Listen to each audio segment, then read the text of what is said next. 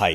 अब इस लेक्चर में हम कुछ वर्डप्रेस की बेसिक सेटिंग्स के बारे में जानेंगे। अब यहाँ पर एक चीज का आपको और ध्यान देना है। देखो ऊपर क्या है, वर्डप्रेस 6.5.5 इज अवेलेबल, मतलब वर्डप्रेस सॉफ्टवेयर की अपडेट आई हुई है। हम डायरेक्टली चाहें तो उसे यहाँ से अपडेट कर सकते हैं, बट अभी फिलहाल इसे हम अपडेट नहीं करेंगे। हम चलते हैं सेटिंग्स वाले पेज पर। सो यहाँ पर ये है सेटिंग्स और इसमें आपको जाना होगा जनरल टैब पे। नाउ जनरल में काफ़ी सारी चीज़ें आपको देखने को मिलेंगी आपकी साइट से रिलेटेड, जैसे कि साइट टाइटल।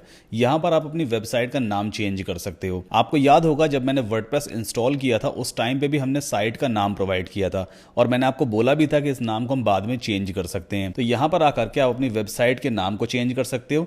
टैगलाइन का मतलब एक तरह का स्लोगन होता है, अगर आप देना चाहो तो ठीक है, अदरवाइज कोई बात नहीं है। जैसे मान लो हमारी ये वेबसाइट है एसके डिजिटल हब, ये तो साइट का नाम हो गया। अब हमें एक टैगलाइन देनी है, the best social media marketing agency ऐसा कुछ, या बेस्ट सोशल मीडिया हब ऐसा कुछ, है ना। तो टैगलाइन हम चाहें तो यहाँ पे दे सकते हैं, ये कोई मैंडेटरी नहीं होता है। साइट आइकॉन, ये क्या चीज होती है? साइट आइकॉन जैसे कि मैं अगर अपनी वेबसाइट ओपन करूं websoftglobal.com, तो सबसे टॉप पे यहाँ पे देख रहे हो ये ब्राउजर में ये जो दिखता है ना, इसे हम फैब आइकन भी कहते हैं या साइट आइकॉन भी कहते हैं।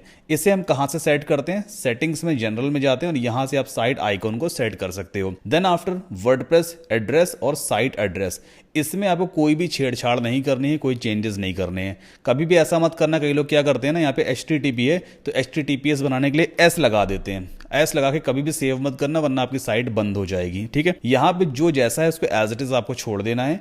Then after administration email address, अगर आप अपना एडमिन ईमेल चेंज करना चाहते हो तो वो आप यहाँ पर चेंज कर सकते हो। मेंबरशिप वाला ऑप्शन अभी फिलहाल छोड़ दीजिए, इसके बाद इसे भी छोड़ देते हैं। ये है साइट लैंग्वेज का option. By default English selected होता है, यूनाइटेड स्टेट्स वाला। अगर आप इस साइट को हिंदी में करना चाहते हो, मतलब जो आपके सामने वर्डप्रेस आ रहा है ना, अगर आप इसको हिंदी में देखना चाहते हो, देखो यहाँ पे हिंदी लैंग्वेज भी दी होगी, ये रही हिंदी। मैं चूज करके अगर एक बार इसको सेव कर देता हूँ तो पूरा इंटरफेस हिंदी में हो जाएगा। देखो ये देख, है ना, सब कुछ हिंदी में आ गया। तो यहाँ से आप लैंग्वेजेस चेंज कर सकते हो। फिलहाल मैं बाय डिफॉल्ट इंग्लिश ही रखूंगा, वरना मैं खुद भी भूल जाऊंगा कि इस ऑप्शन को हम क्या कहते हैं। ओके, इसके बाद यहाँ पे डेट फॉर्मेट दिया हुआ है। ये कई सारे predefined date formats available हैं, जो आपको सही लगे वो आप चूज कर लेना। वैसे जून वर्ड लिखा होगा तो ज्यादा अच्छा है, क्योंकि इंडिया में और यूएस वाला जो डेट फॉर्मेट है ना, दोनों में थोड़ा सा चेंजेस हैं। यूएस में मंथ पहले आता है, फिर डेट आती है, फिर ईयर आता है, और इंडिया में पहले डेट फिर मंथ फिर ईयर, है ना। तो वर्ड लिखा रहेगा तो ज्यादा अच्छा, जून 25 2024, या फिर कुछ कस्टम भी आप क्रिएट कर सकते हो, उसको हम एज इट इज छोड़ देंगे। देन यहाँ पे टाइम फॉर्मेट भी आप इस हिसाब से चेंज कर सकते हो, स्मॉल AM कैपिटल AM जो भी आप रखना हो वो आप रख लेना। फिलहाल मैं यहाँ पे कैपिटल AM रखूंगा। वीक स्टार्ट्स ऑन, भाई हफ्ते के किस दिन से वीक स्टार्ट होता है? हमारे इंडिया में तो मंडे से वीक स्टार्ट होता है, तो यहाँ पे बाय डिफॉल्ट मंडे सिलेक्टेड है। यूएस में भी शायद मंडे से ही होता होगा। इसके बाद सेव चेंजेस पे क्लिक कर देंगे, बस। तो जनरल टैब वाला काम खत्म हो गया। देन चलते हैं राइटिंग पे। राइटिंग में फिलहाल आपको अभी कुछ करने की जरूरत नहीं है, मतलब जब हम पोस्ट वाला सेक्शन पे आएंगे, जब ब्लॉग पोस्ट वगैरह राइट करेंगे, तो उस टाइम पे मैं आपको बताऊंगा कि यहाँ पे ये डिफॉल्ट पोस्ट कैटेगरी अनकैटेगराइज जो लिखा हुआ है, सब चीजें क्या है। तो फिलहाल राइटिंग वाले टैब को हम छोड़ देंगे। हम चलते हैं रीडिंग वाले टैब पे, ये इंपॉर्टेंट है। अब रीडिंग वाले टैब पे देखो क्या लिखा हुआ है, your home page displays your latest post, है ना। अभी राइट नाउ अगर मैं अपना डोमेन नेम ओपन करता हूं, मतलब मेन वेबसाइट ओपन करूं, तो ये मेरा होम पेज कहलाएगा ना। जो सबसे पहला पेज होता है उसे ही तो हम होम पेज कहते हैं ना। तो अभी मेरा होम पेज क्या डिस्प्ले कर रहा है? एक पोस्ट डिस्प्ले कर रहा है, लेटेस्ट पोस्ट। जब वर्डप्रेस हम इंस्टॉल करते हैं तो बाय डिफॉल्ट एक पोस्ट क्रिएट हो जाती है हेलो वर्ल्ड नाम से, ये पोस्ट का टाइटल होता है। तो अभी हमारा होम पेज क्या दिखा रहा है? लेटेस्ट पोस्ट दिखा रहा है। अगर मैं कोई नई पोस्ट यहां पे जाकर दोबारा लिखूंगा, पोस्ट में ऐड न्यू पोस्ट पे जाकर के, तो वो पोस्ट भी यहां पे दिखने लग जाएगी। हमें अपने होम पेज पर ये पोस्ट वगैरह नहीं दिखाना है, हमें क्या दिखाना है? ये जो होम वाला पेज है ना, अगर मैं इसे ओपन करूं, अभी तो फिलहाल ये ब्लैंक पेज है। जब मैं इस पे कंटेंट क्रिएट करूंगा तो होम पेज और उसका कंटेंट ही हमारे होम पेज मतलब फ्रंट पेज पे दिखना चाहिए, इस जगह पर, जब कोई भी यूजर मेन डोमेन ओपन करे, है ना। तो अभी राइट नाउ यहां पे देखो क्या सिलेक्टेड है, your home page displays your latest post. तो हमें यहां पे चूज करना होगा अ स्टैटिक पेज, मतलब हमारा होम पेज क्या दिखना चाहिए? एक स्टैटिक पेज दिखे। और कौन सा पेज? उस पेज को आप इस होम पेज वाले ड्रॉप डाउन से चूज करोगे।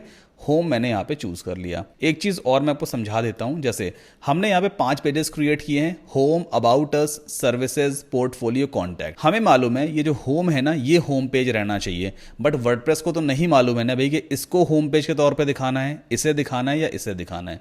हमें वर्डप्रेस को बताना पड़ता है भाई कि किस पेज को आप एज अ फ्रंट पेज दिखाओ या एज अ होम पेज दिखाओ, है ना। तो हमने यहाँ पे वर्डप्रेस को बता दिया भाई कि हमारा होम पेज क्या डिस्प्ले होना चाहिए, इस वाले ड्रॉप डाउन में होम डिस्प्ले होना चाहिए। अच्छा, पोस्ट पेज को आप एज इट इज छोड़ देना, इसमें आप कुछ भी सेलेक्ट नहीं करोगे। इसके बाद सेव चेंजेस पे क्लिक कर देते हैं। अब जब मैं अपना मेन डोमेन रिफ्रेश करूंगा, देखो एंटर पुश करूंगा तो हमारा होम वाला पेज आ गया। वो बात अलग है, अभी ये पूरा ब्लैंक है, बट जब हम इस पर कंटेंट क्रिएट करेंगे तो वो कंटेंट यहाँ पे डिस्प्ले होने लग जाएगा। ठीक है, आगे बढ़ते हैं। अब हम चलते हैं डिस्कशन में। डिस्कशन में कई सारी चीजें दी होती हैं, फिलहाल आपको इसमें डील करने की जरूरत नहीं है। इवन हम लोग भी ना यहाँ नहीं घुसते हैं, मतलब जरूरत ही नहीं है। जो चीजें एज इट इज उनको एज इट इज छोड़ ही देंगे। देन मीडिया में चलते हैं। मीडिया में कुछ यहाँ पे चीजें दी होती हैं, जैसे कि थंबनेल साइज क्या रहेगा by default 150 by 150, medium size 300 by 300 और लार्ज में 1024 बाय 1024। तो ये सब चीजें ना हमें डील करनी ही नहीं होती है। हाँ, परमालिंक्स बहुत इंपॉर्टेंट है। परमालिंक्स क्या होता है मैं आपको समझाता हूं। देखो, अगर मैं अबाउट अस पेज पे जाऊं, क्लिक करूं अबाउट अस, देखो क्या लिख के आ रहा है सबसे ऊपर, ये लिंक जो होता है ना, इसे हम परमालिंक कहते हैं। तो ये एक स्ट्रक्चर है बेसिकली। जब मैंने अबाउट अस पे क्लिक किया तो यहां पे क्या लिख के आया मेन डोमेन के बाद, /about -us या -us। अगर मैं कॉन्टैक्ट पे क्लिक करूं तो /contact लिख करके आ रहा है। बट कई बार ऐसा होता है कि बाय डिफॉल्ट ना ये सेलेक्टेड होता है प्लेन वाला फॉर्मेट। एक बार सेव चेंज से मैं आपको दिखा देता हूं। जैसे हम वापस होम पे चलते हैं। अब अगर मैं अबाउट अस पे क्लिक करूंगा ना, देखो यहाँ पे क्या लिख के आ रहा है, $पेज_ID = 12। मतलब हर एक पेज की ना एक आईडी क्रिएट हो जाती है। सर्विसेज पे क्लिक करूंगा तो यहाँ पे क्या आईडी आ रही है, 14 आईडी आ रही है। मतलब ये जो है ना पूरा लिंक, ये बेसिकली इस सर्विसेज पेज का एक परमा लिंक कहलाता है, यूनिक लिंक कहलाता है। अब इस लिंक का एक स्ट्रक्चर होता है, मतलब परमा लिंक का एक स्ट्रक्चर होता है। अगर यहाँ पे $पेज_ID = 14 लिखा है ना, तो ये जो फॉर्मेट है ना, ये SEO फ्रेंडली फॉर्मेट नहीं है। मतलब ये गूगल के हिसाब से अच्छा फॉर्मेट नहीं माना जाएगा। अच्छा फॉर्मेट कौन सा माना जाता है, यही वाला जो पहले से सेलेक्टेड था, पोस्ट नेम, ये वाला, कि आपका मेन डोमेन आए और उसके बाद सैंपल पोस्ट जो लिखा है ना, ये पेज के नाम से अपने आप रिप्लेस होता जाता है। तो यही वाला फॉर्मेट सबसे सही है।